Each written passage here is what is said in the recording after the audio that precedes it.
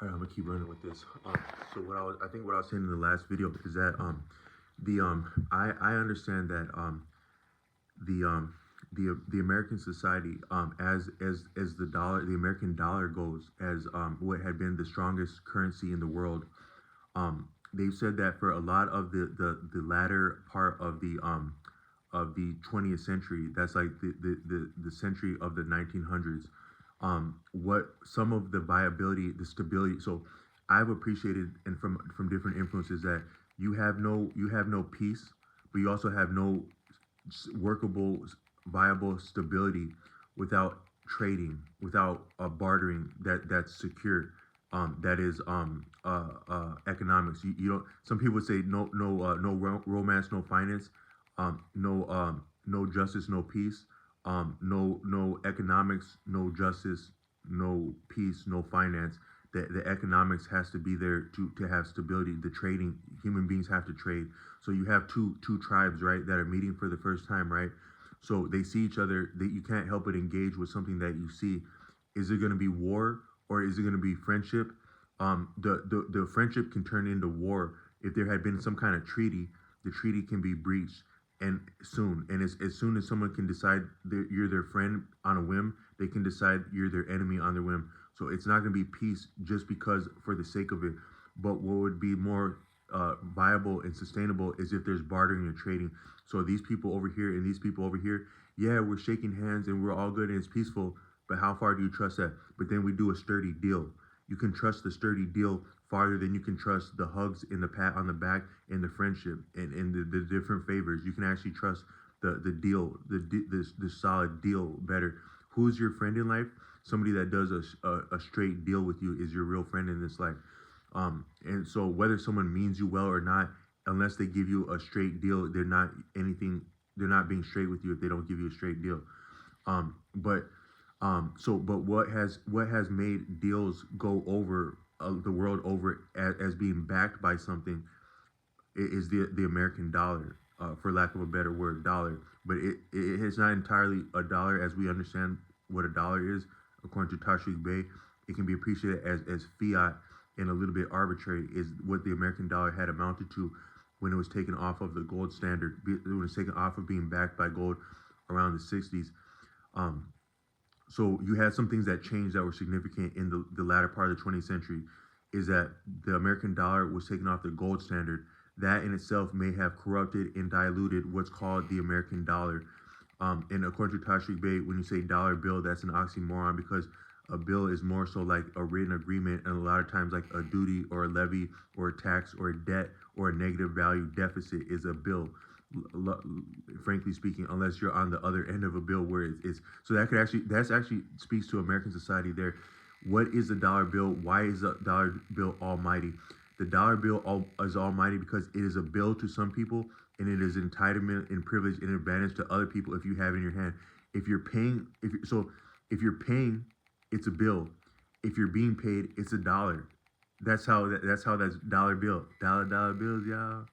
But but it was backed by gold around the 60s. But then also at the latter point of and it also stabilized a lot of dealings the world over. It's appreciated by a lot of people. Is that the American dollar has been a stabilizing factor for the United States and the world as the strongest dollar. I think a pound, actually, the British pound actually has more value, but something about the dollar has more power as far as being exchanged the world over. It had been the case the latter century.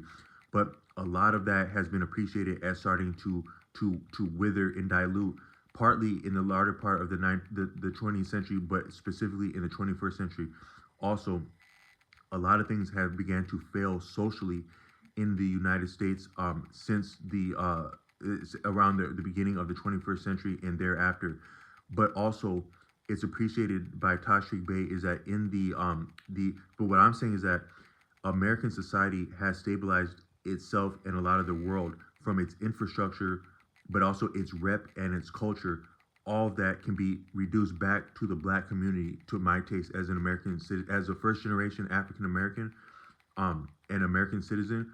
I would, and people can argue me that like foundational Black America, but I was born in the United States with the appearance of an African American, some of the same experiences of loving and being friends with African Americans, fighting with African Americans, being respected by African Americans, disrespected by African Americans, and largely disrespected by people outside of the community as being African American. So I am African, I am American, and I am a first generation. So in the time of slavery, was someone who was brought over here from Africa, and they were born here or not, but they're forced to get into the American beast and bow down and get down with the get down as a function of their appearance and their background and their standing.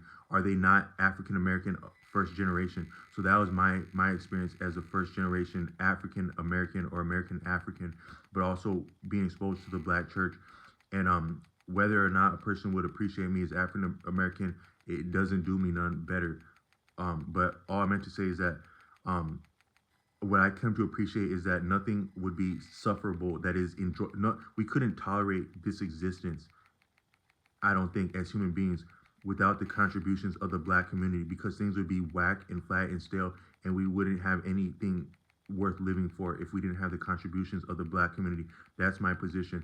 Also, you wouldn't be able to survive inside of Eurocentric culture, consumer, Eurocentric, privileged, chauvinistic, entitled culture as it's experienced by certain people, including myself, without the insight and wisdom of the Black church.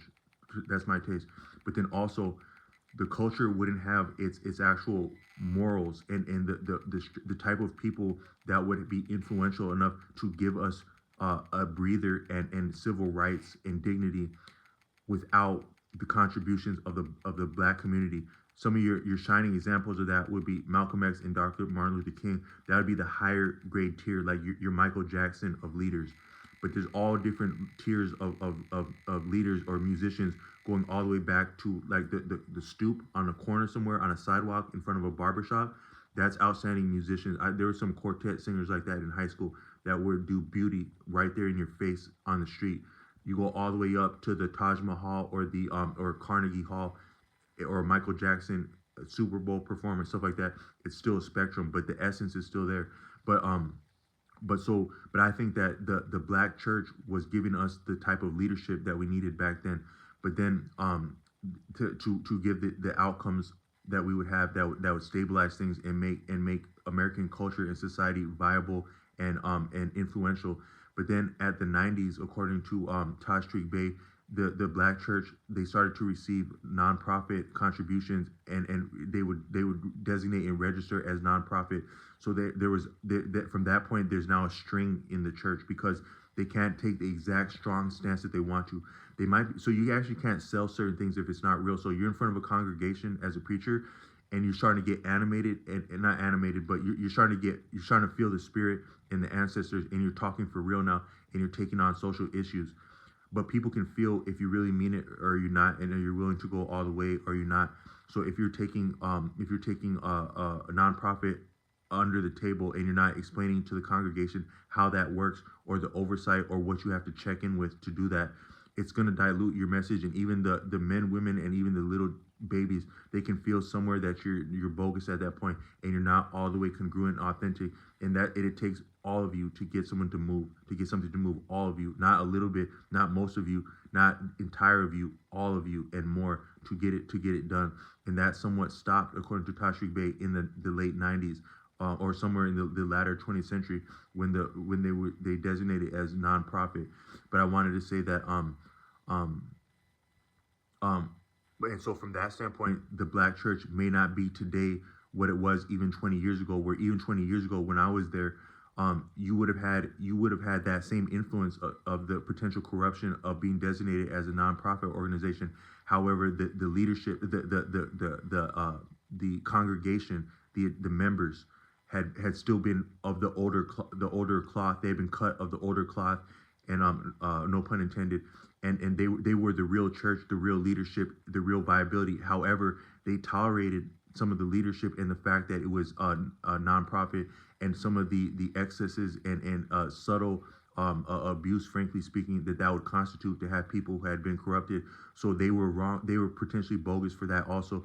and so it was a little bit compromised from that standpoint also, but some of their lessons were still there then, is what I wanted to say.